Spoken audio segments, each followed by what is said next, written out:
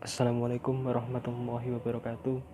Saya Nur Wahid Khairul Anwar dari Prodi Teknik Elektro Universitas Muhammadiyah Ponorogo semester 4. Saya akan menjelaskan tugas pada mata kuliah Komunikasi Data dan Interface.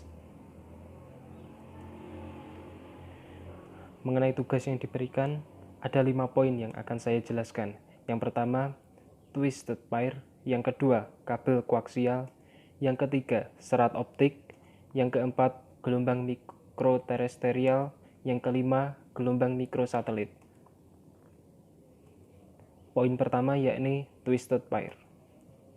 Media ini banyak dikenal karena telah banyak digunakan khususnya sebagai kabel telepon. Twisted pair terdiri dari pasangan kawat tembaga terisolasi yang dipilih menjadi satu dengan ketebalan rata-rata 1 mm. Kawat ini dijalin dalam bentuk vertikal, bentuk yang digunakan untuk mengurangi interferensi elektris terhadap pasangan yang sama yang berdekatan. Jenis kabel twisted pair. Jadi kabel twisted pair terdiri dari dua jenis. Yang pertama, seal atau berselimut, biasa disebut STP. Yang kedua, unseal atau tidak memiliki selimut, biasa disebut UTP. Unseal twist pair terdiri dari beberapa kategori. Kategori yang pertama, sifatnya mampu mentransmisikan data kecepatan rendah, contoh kabel telepon. Kategori kedua, sifatnya mampu mentransmisikan data lebih cepat dibanding kategori 1. Dapat digunakan untuk transmisi digital dengan bandwidth hingga 4 MHz. Kategori ketiga, mampu mentransmisikan data hingga 16 MHz. Kategori keempat, mampu mentransmisikan data hingga 20 MHz. Kategori kelima, digunakan untuk transmisi data yang memerlukan bandwidth hingga 100 MHz. Sementara itu untuk YTP kategori 6 dan kategori ke-7 untuk kecepatan transmisi 1 GB per sekon dan 10 GB per sekon, sedangkan kategori 5 UTP direkomendasikan sebagai kategori minimum untuk instalasi LAN dan cocok untuk topologi star. Selanjutnya cell twist pair. Kabel STP sama dengan kabel UTP, tapi kawatnya lebih besar dan diselubungi dengan lapisan pelindung isolasi untuk mencegah gangguan interferensi. Jenis kabel STP yang paling umum digunakan pada LAN ialah IBM. Cell twist pair juga adalah jenis kabel telepon yang digunakan dalam beberapa bisnis instalasi. Terdapat pembungkus tambahan untuk tiap pasangan kabel atau twist pair. Kabel STP juga digunakan untuk jaringan data, digunakan pada jaringan token ring IBM. Pembungkusnya dapat memberikan proteksi yang lebih baik terhadap interferensi. Kelebihan dan kelemahan twist pair. Yang pertama, kelebihan dari twist pair. Harga relatif paling murah di antara kabel jaringan lainnya, mudah dalam membangun instalasi. Kelemahan dari UTP, jarak jangkauan hanya 100 meter dan kecepatan transmisi relatif terbatas, mudah terpengaruh noise atau gangguan. Kelemahan kabel STP, pada frekuensi tinggi keseimbangan menurun sehingga tidak dapat mengkompensasi timbulnya crosstalk dan sinyal noise. Harganya juga cukup mahal.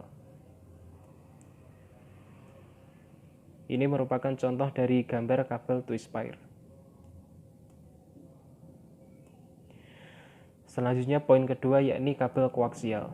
Terdiri atas kabel yang diselubungi oleh dua tingkat isolasi. Tingkat isolasi pertama adalah yang paling dekat dengan kawat konduktor tembaga. Tingkat pertama ini dilindungi oleh serabut konduktor yang menutup bagian atasnya yang melindungi dari pengaruh elektromagnetik. Sedangkan bagian inti yang digunakan untuk transfer data adalah bagian tengahnya, yang selanjutnya ditutup atau dilindungi dengan plastik sebagai pelindung akhir untuk menghindari dari goresan kabel. Beberapa jenis kabel koaksial lebih besar daripada yang lain. Makin besar kabel, makin besar kapasitas datanya. Lebih jauh jarak jangkauannya dan tidak begitu sensitif terhadap interferensi listrik. Kabel koaksial terdiri dari sebuah tembaga, sebuah konduktor tembaga, lapisan pembungkus dengan sebuah kawat ground, sebuah lapisan paling luar. Penggunaan kabel koaksial. Kabel ini sering digunakan untuk antena televisi dan transmisi telepon jarak jauh. Konektornya adalah BNC, British Naval Connector. Jenis-jenis kabel koaksial. Koaksial baseband kabel 50 ohm digunakan untuk transmisi digital. Koaksial broadband kabel 75 ohm digunakan untuk transmisi analog. Kabel koaksial. Kabel koaksial terkadang juga digunakan untuk topologi bus, tetapi beberapa produk LAN sudah tidak mendukung koneksi kabel koaksial. Kabel koaksial ini mempunyai kemampuan jarak jangkauan yang relatif jauh, yaitu 200 meter dengan kecepatan 10 MB per sekon, atau 10 base 2 tin koaksial RG58 RJ45 dengan impedensi 75 ohm untuk broadband Ethernet, 500 meter dengan kecepatan 10 megabit per sekon, atau 10 base 5 tik koaksial. Kabel ini hampir tidak terpengaruh oleh noise dan harganya relatif murah. Namun penggunaan kabel ini mudah dibajak karena tersedia T-konektor yang dapat digunakan untuk membuat percabangan di tengah-tengah kabel. Di samping itu, untuk jenis tik koaksial tidak memungkinkan untuk dipasang di beberapa jenis ruang. Kelebihan dan kelemahan kabel koaksial. Yang pertama, kelebihan koaksial. Hampir tidak terpengaruh noise, harga relatif murah. Kelemahan, penggunaan mudah dibajak. Tik koaksial sulit untuk dipasang pada beberapa jenis ruang. Ini merupakan gambar dari kabel koaksial.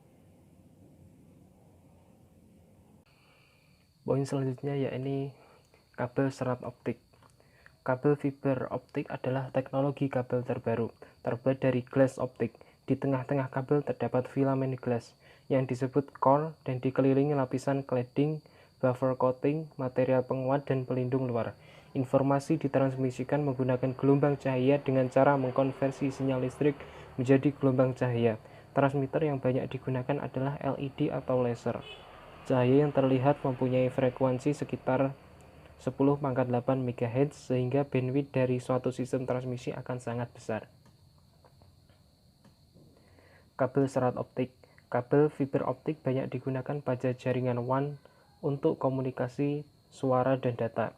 Kendala utama penggunaan kabel fiber optik di LAN adalah perangkat elektroniknya yang masih mahal, sedangkan harga kabel fiber optiknya sendiri sebanding dengan kabel LAN UTP. Sistem transmisi optik mempunyai 3 komponen yang utama, yaitu media transmisi, sumber cahaya, dan detektor. Sebagai media transmisi digunakan serat kaca yang sangat halus atau silika yang terfusi. Sumber cahaya dapat memanfaatkan light emitting diode atau laser diode, di mana keduanya memancarkan pulsa cahaya apabila diberikan arus listrik. Sebagai detektor digunakan fotodiode yang berfungsi untuk menggenerasikan pulsa elektrik apabila ada cahaya yang menyorotnya. Dengan menggabungkan LED atau laser diode ke salah satu ujung serat optik, maka dapat diperoleh sistem transmisi data tak berarah yang menerima sinyal elektrik, mengubah dan transmisikan dengan pulsa cahaya, serta mengubah kembali output tersebut menjadi sinyal elektrik pada ujung penerima.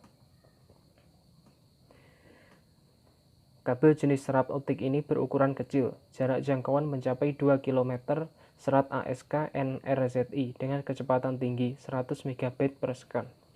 Kabel jenis ini tidak terpengaruh oleh noise karena aliran listrik dan magnet tidak berinterferensi dengan cahaya dan tidak dapat disadap karena tidak memiliki jenis konektor untuk membuat percabangan di tengah-tengah kabel. Melalui medium cahaya, pengirim data persatuan waktu lebih banyak daripada medium sinyal listrik. Tetapi kabel ini harganya sangat mahal, sulit dalam pemasangan instalasi, dan teknologi ini masih dalam perkembangan. Namun demikian, kabel jenis ini sangat mendukung pembangunan backbone jaringan. Selain dapat mencapai jarak transmisi data yang sangat jauh, kabel ini juga tidak mudah untuk disadap dan tidak mudah mengalami gangguan. Kelebihan dan kelemahan serat optik. Kelebihan fiber optik: ukuran kecil dan ringan, sulit dipengaruhi interferensi atau gangguan, redaman transmisinya kecil, bidang frekuensinya lebar, kapasitas bandwidth yang besar, jarak transmisi yang lebih jauh, 2 sampai lebih dari 60 km. Kabel kebal terhadap interferensi elektromagnetik.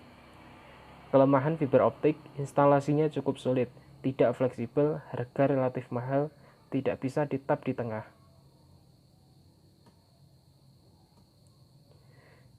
Ini merupakan contoh dari gambar kabel serat optik.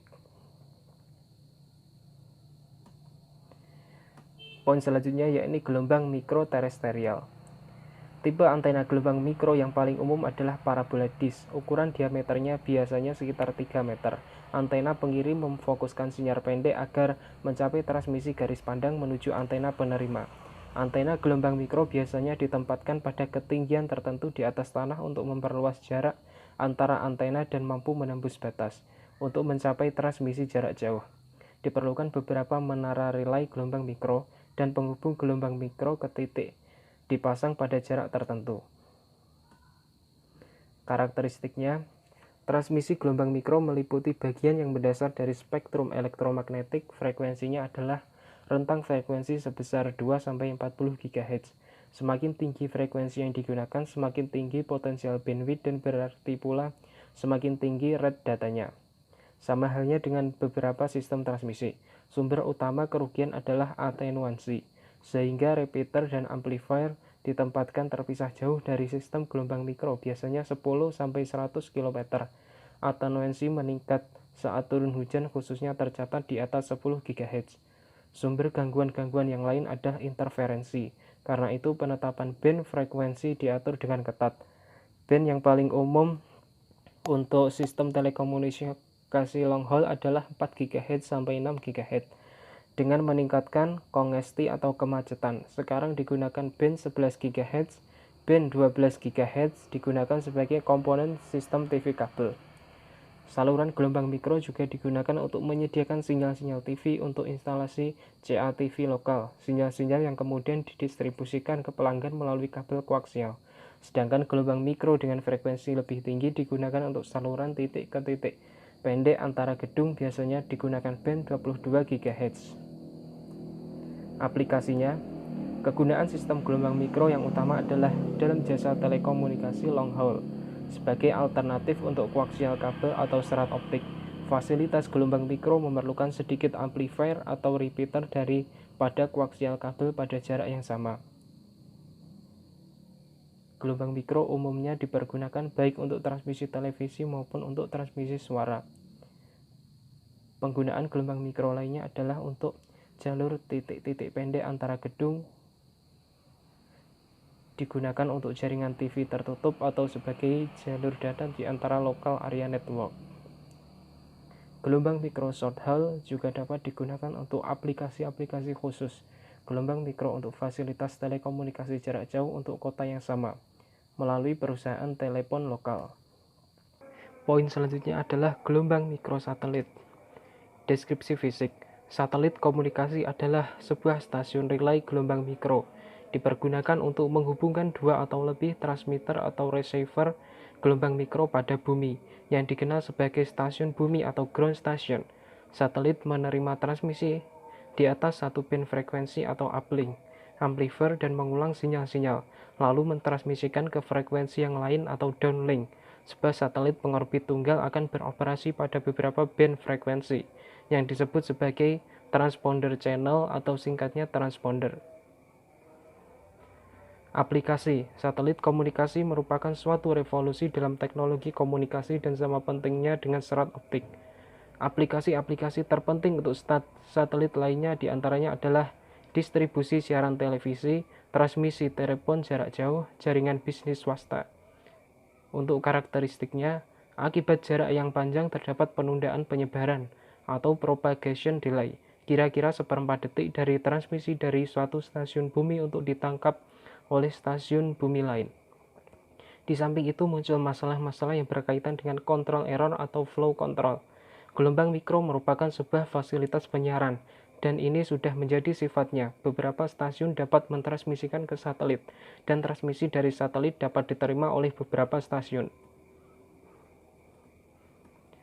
Ada dua konfigurasi umum untuk komunikasi satelit yang populer, yaitu satelit digunakan untuk menyediakan jalur titik ke titik di antara dua antena dari dua stasiun bumi. Dua, satelit menyediakan komunikasi antara satu transmitter dari stasiun bumi dan sejumlah receiver stasiun bumi. Berikut merupakan gambar jalur broadcast melalui gelombang mikrosatelit. Demikian penjelasan dari saya. Kurang lebihnya saya mohon maaf. Saya Nur Wahid Khairul Anwar. Sekian, terima kasih. Wassalamualaikum warahmatullahi wabarakatuh.